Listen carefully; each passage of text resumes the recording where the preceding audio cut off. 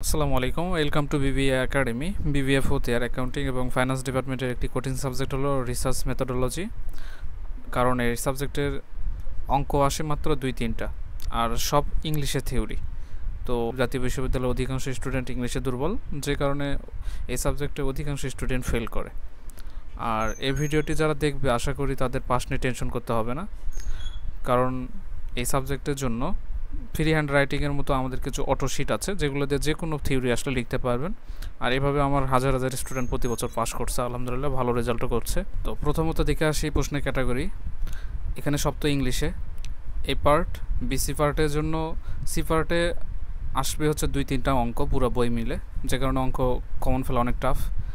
আর B পার্টে অঙ্ক আসবে না, বি পার্টে সব থিওরি। আবার থিওরিগুলো ইংলিশে। চ্যাপ্টার ওয়াইজ যদি শুধু একটা করে ইম্পর্টেন্ট প্রশ্ন মুখস্থ করতে চান তো প্যারাগ্রাফের মতো একটা প্রশ্ন 2-3 দিন লেগে যাবে।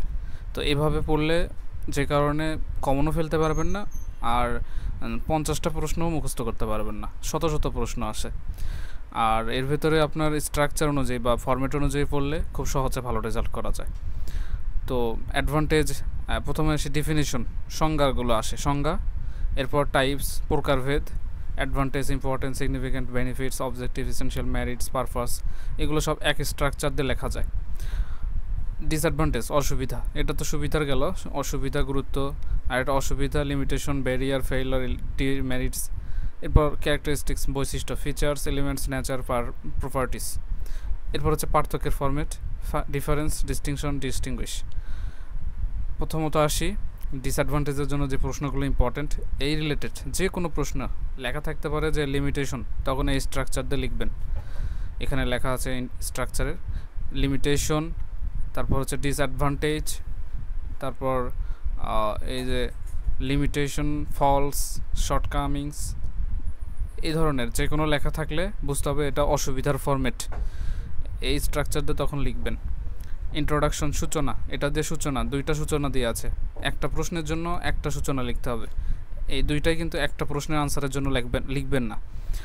প্রথমত discuss the disadvantage of median, মিডিয়ানের অসুবিধাগুলো আলোচনা করো। এখানে আমরা কি প্রশ্ন করছে, মিডিয়ানটা এখানে লিখবো। Median are useful in many ways, median বিভিন্নভাবে উপযোগী, yet they suffer from some limitation which are as flaws, তথাপি এর কিছু সীমাবদ্ধতা রয়েছে, সীমাবদ্ধতাগুলো নিম্নরূপ। এরপরে আমরা সীমাবদ্ধতাগুলো পয়েন্ট আকারে লিখব। এটা একটা প্রশ্ন যখন আসবে, মিডিয়ান আসলো, এটা লিখলাম। আরেকটা প্রশ্নের জন্য আরেকটা লিখব, যেমন এটার জন্য disadvantage of simple random sampling, although there are many advantage. তারপর এখানে sampling, random sampling suffer from the following disadvantage, এইভাবে লিখবো আমরা। এরপরে এরকম পাঁচটা সূচনা দিয়েছি 5টা প্রশ্নে আনসার করার জন্য। এই আরও একটা সংক্ষিপ্ত সূচনা, disadvantage of median are given below, মিডিয়ানের অসুবিধাগুলো নিচে দেওয়া হলো। এরপর আমরা অসুবিধাগুলো পয়েন্ট আকারে লিখব।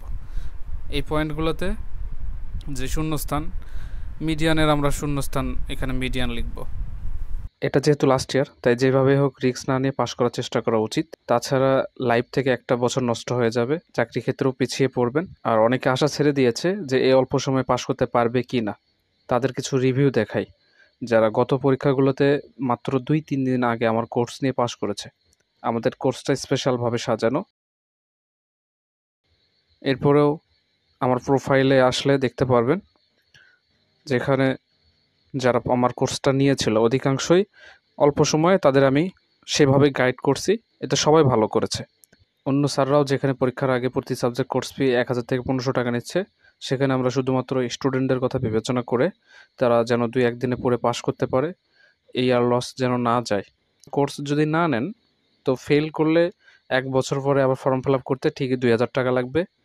শেষমেশ আপনার টাকাও গেল, আবার একটা ইয়ার লস গেল।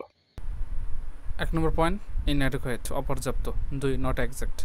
কীভাবে লিখতে হবে, ধরলাম একটা প্রশ্ন, ডিসঅ্যাডভান্টেজ বা লিমিটেশন অফ স্যাম্পলিংয়ের অসুবিধা বা সীমাবদ্ধতা লেখো।